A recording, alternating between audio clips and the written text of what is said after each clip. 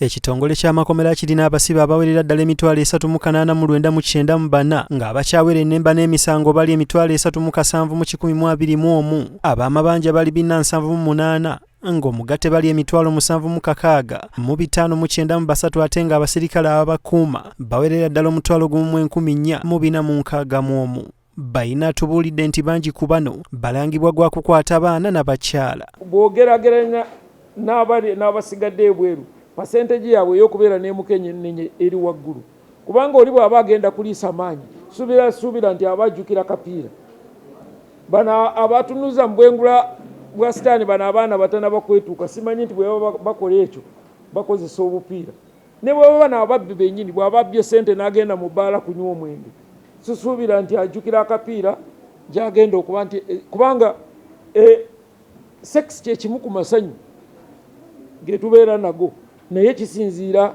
obwongo bwo buli butya. Wabula omwogezi w'ekitongole ky'amakomera kino kaanyizza nti omuwendo gw'abo abakwatibwa akawuka kano nga basibe mu njiko kibadde kibungeesebwa nti omukwano ogw'ebikukujju kyekimu ku ebyo ebivuddeko omuwendo guno okweyongera kyokka bino bayina abisambazze. Olaba nti abasibe abasajja ebitundu 10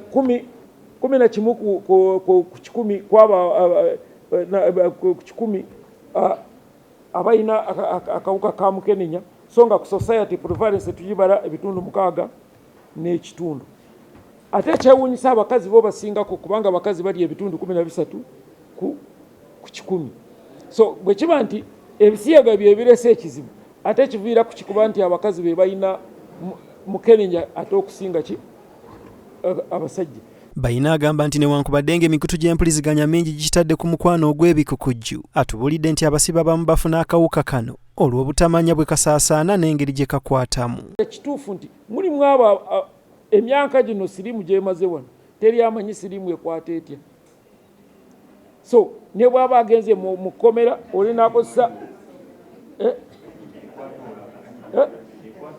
olaba naye togirabirawo ntejja singa yalinga covid emale ennaku 2 kyandibadde kyangu kyova olaba covid abantu bagitya nnyo naye siriimu nga tebagitya nnyo.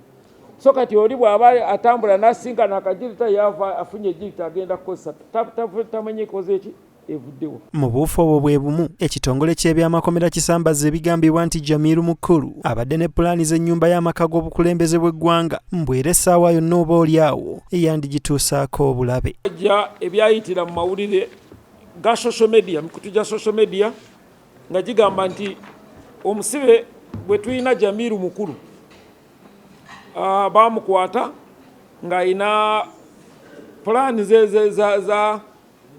za State House Entebbe. Simanyi oba yamukwata yali ani naye okusinziira kufa abali naye oba ababadde naye Jamiru Mukulu tabeerangako na bipapula oba biwandiiko ebyogera ku State House. Ndowooza abamu abawandiika ebiwandiiko bino baba baagala kumanya oba mwami Jamiru Mukulu tukyamuyina kituufu akyaliyo akyareremba n'emisango gye nga bwe giri era bwe giba giwedde ajja kuddayo. Freddy Chris Kisao, Jacqueline Namfuka, BTM Community Report.